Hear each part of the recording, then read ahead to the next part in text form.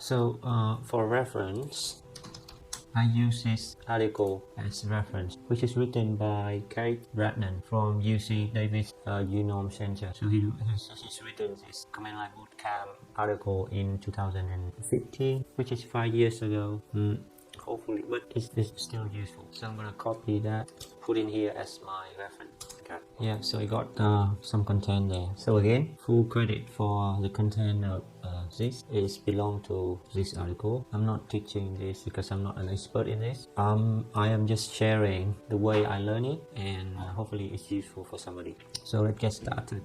Firstly is the introduction. So for units, we can copy, we can move, we can edit files directly from command line terminal using Unix. Nothing special for me. And the question is, why is Unix? So Unix is actually an operating system.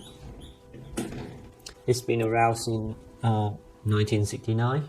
And at the time there was no such a graphical user interface, and when you interact with computer you need to type in everything. So again, kind of daunting and intimidating to use command lines, but it's very useful for automating tasks. So probably the information I think useful is that Unix was invented in 1969. So Linux is actually a version of Unix. So why we learn Unix? Actually, the reason why we learn Unix is because even it's separate command lines, it's very powerful because we can merge them together into a script and use it in different combinations. So next is typeset convention. For me, this part is nothing to worry about. We got some assumptions. So this tutorial actually assumes you to firstly, you have access to a Unix or Linux system. So for me here, I install Linux in Windows. So you see here in my computer here, I got Ipython, which is a version of Linux in Windows. Secondly, I got that we know, actually not, but we know how to launch. Because I take this as a learner, it's not a teacher. I know how to launch a terminal program.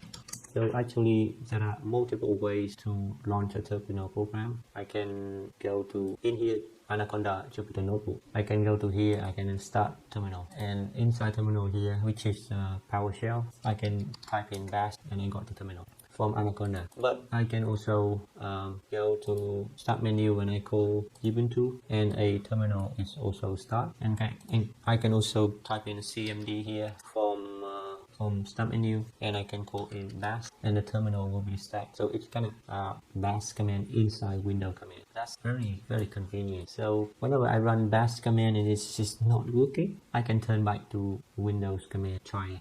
And the last assumption is that I can have the right to, we have a home directory to where we can have the admin right to read and to delete data in there.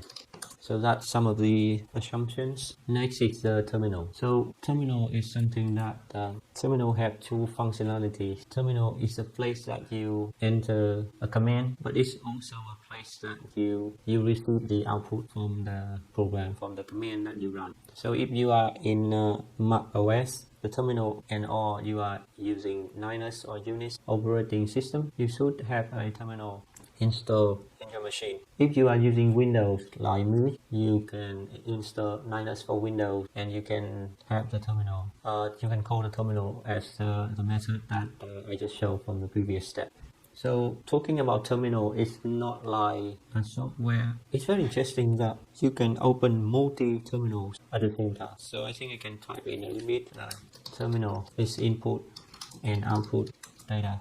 Terminal can we can open multiple terminal if we need it. Sometimes we need multiple terminals to test the work. He mentioned that we can also have something like a terminal window with multiple paths, but I have no idea what it is. This path is your first unique command. So when we start a terminal, we are always inside a folder or a directory. So normally, if you open terminal, you are from your home directory, but you actually can start terminal from whatever you want using this method. Like for example here. So for example, the folder location is here. If I want to start my shell command or start my terminal from here, I just type in bash from the address in Windows Explorer like that, and a shell command, a terminal is going to open for me. And you see that if I type in that, it is exactly the location that I want to start. I don't need to do the change directory and stuff. That is super convenient. But if you start terminal from starting menu, it's gonna bring you to the home directory. So here you type in pwk, you're gonna have that. This is the location of the home directory.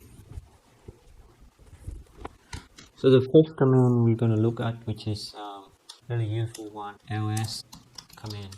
So this command is used to, so inside Jupyter Notebook, if I want to run a shell command, I just type in %% and bash and then ls like that, It seems that because it's a built-in, so when I run ls, I don't really need to put in bash like that. But if I run ls and ls, it's not gonna work.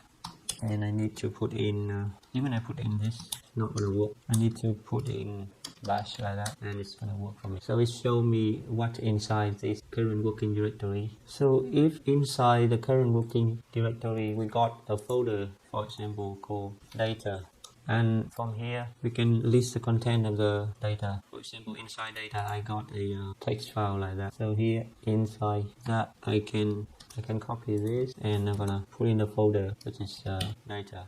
I think it should put in the data first here, and I can run that. So it's gonna list the content of data folder. If inside data we got another folder called sub data, and in here we can do the same. We can call data and sub folder, and we show that what inside that folder. Now there's nothing inside that folder, inside sub data. But I'm gonna create a new text file, and I'm gonna get back to my command. I'm gonna release this again. You can see that we got a text file here. Next is the Unix tree. So to make it short, I'm gonna stop the video here, which is before part.